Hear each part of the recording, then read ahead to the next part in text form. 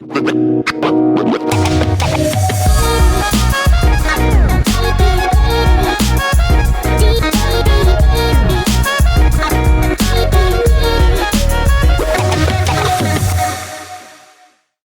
you doing?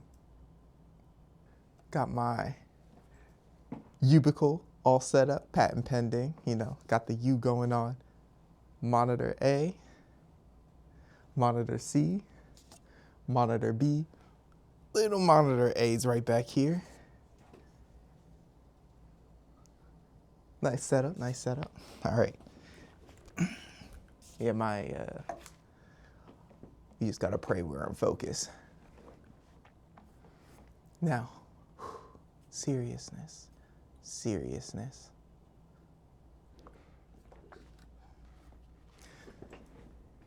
All right, we're back. So let's talk a little bit about Plastic Smile. Some of the good, the bad, the ugly, the things that we did. Things that definitely needed to improve on, to work on. Oh man, my head's even being cropped out up there. What if we do it this way? All right, there we go. My long legs, this is looking funny. Hey, how you doing up there? It's me. Back to here, back up to here, back to here. Let's get it. Okay, so talking about Plastic Smile, let's kind of break it down. The facilities that we were looking at, it was a little bit closer to, a little bit more rectangular, right? But for those who are wondering, this is actually Krita, free, open source.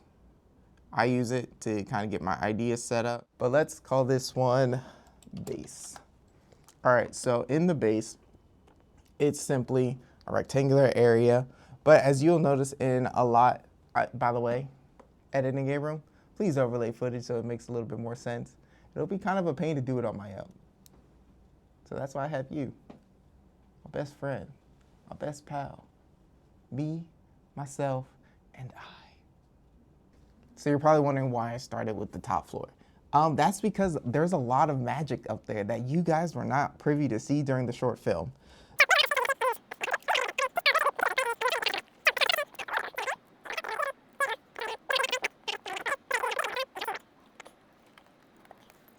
That is going to be the basics of the top floor here. And the reasons I say the basics is because obviously we didn't include things like columns or things of that sort just yet, but we'll get to that in just a second. All right, now you have the top floor, including the 3 columns. Main reasons we want to include that is for those who have seen the short film. You know exactly why the columns are important, but it all came down to the ideas of how we blocked this project. Every action that was taken, it was meticulously chosen to kind of keep the tension going, but it also was in order for us to have the background, everything that's moving, being done in such a way that it's not going to break the immersion of the viewers. So that way you can see how our Plastic Smile killer is able to travel from side to side and make his movements, because it was all done by one guy. We love him, Andy. You killed it. In order for this to make the most sense, let's include all of the entrance ways and exit ways. The exits here, and here, and here. So 4 exits total, and there's a reason for this. I'm gonna walk you through it in just a second, but let's also jump over here to kind of build in the stage.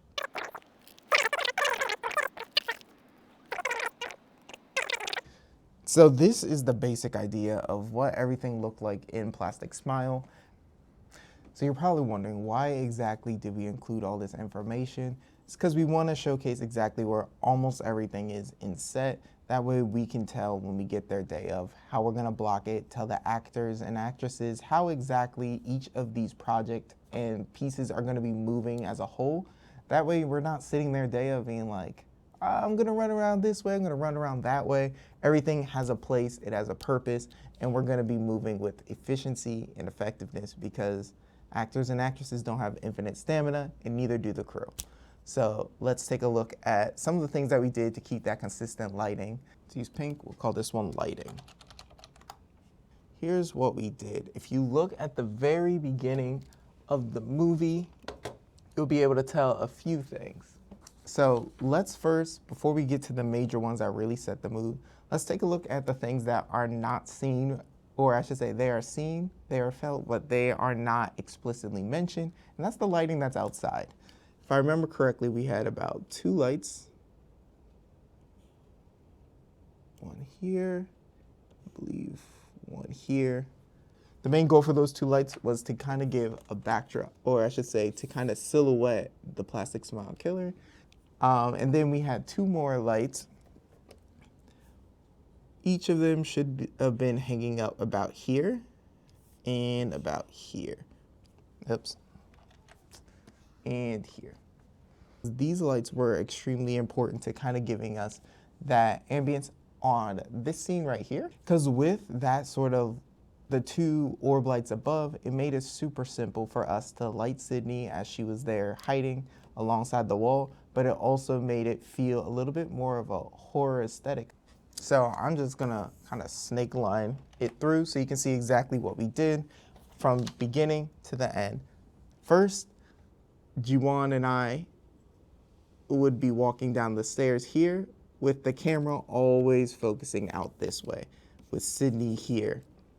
However, that plan didn't work because he had to walk down the stairs, and as we were directing everybody, pulling focus, we were also trying to have him walk down with his Steadicam and the Ursa.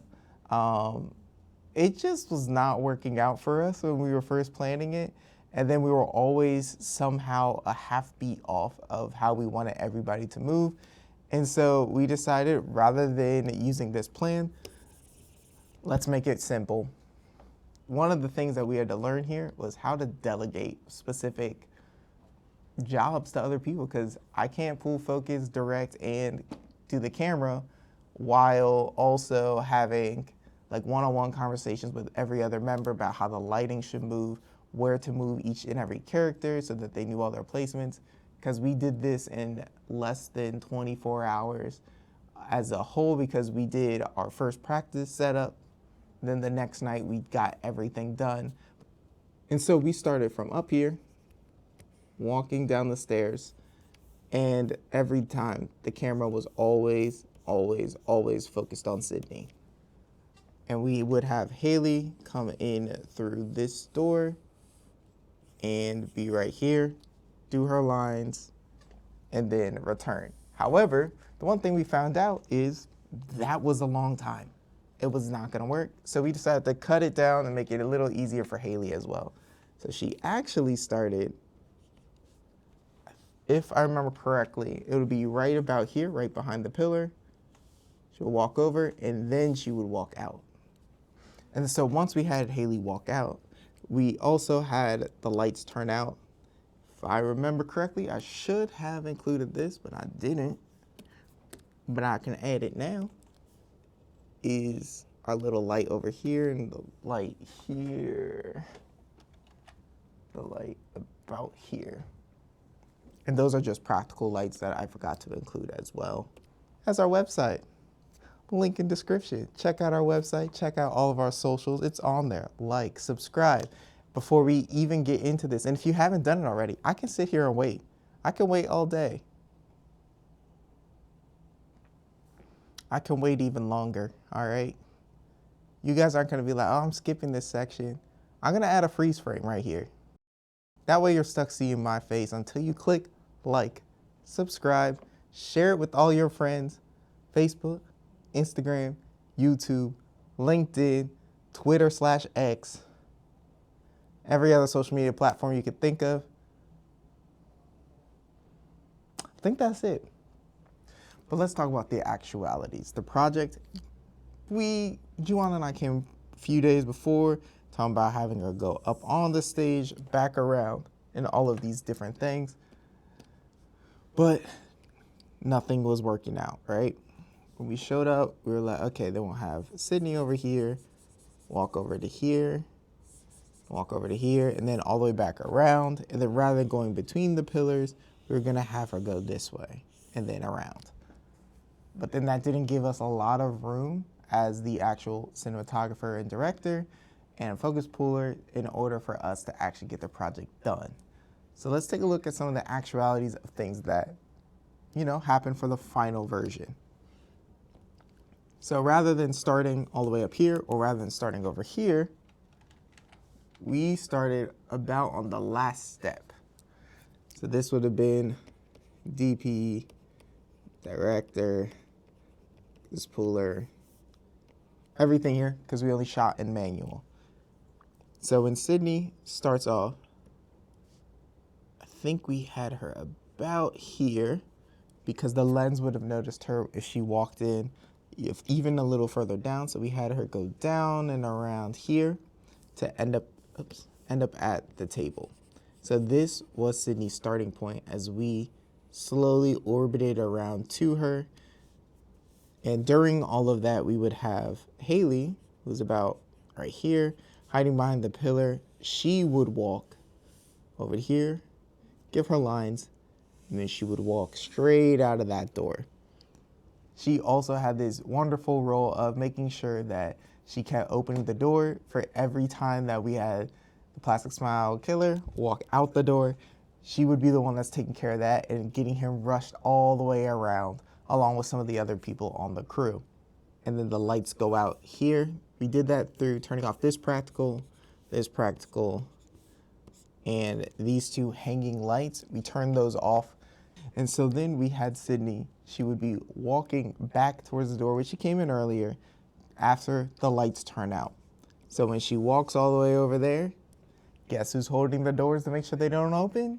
Haley. She was really mad that Sydney didn't leave when she told her, and so we decided that she's gonna be working with the Plastic Smile killer to get her out of the cafeteria.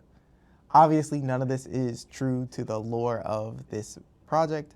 However, it's a nice little idea that we have floating around.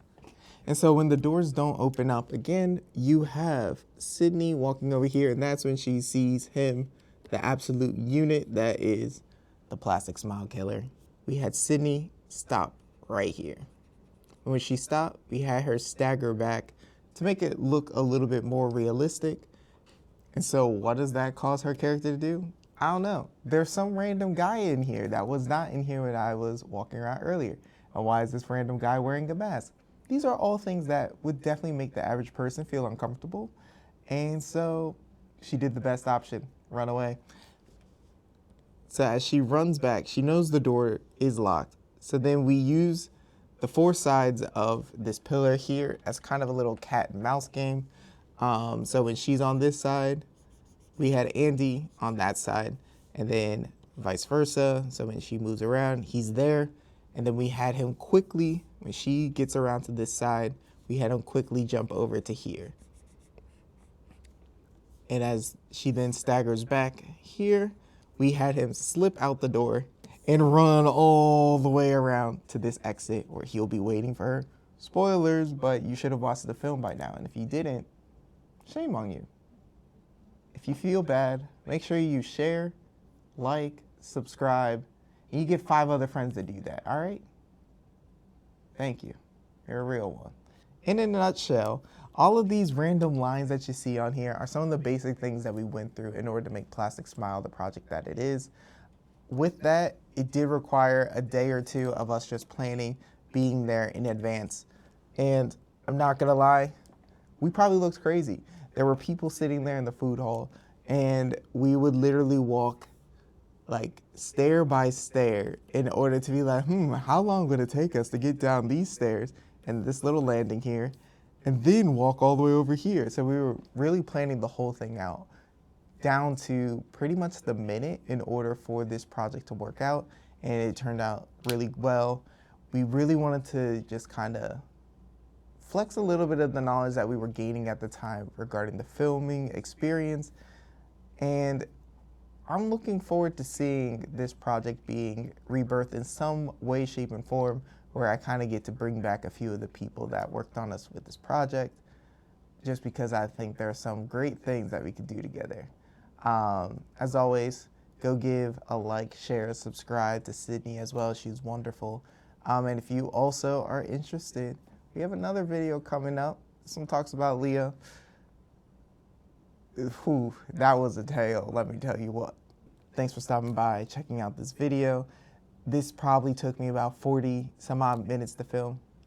Yes, 40 or so minutes to film because I was like, what do I want to do? What do I want to do to make it a little different?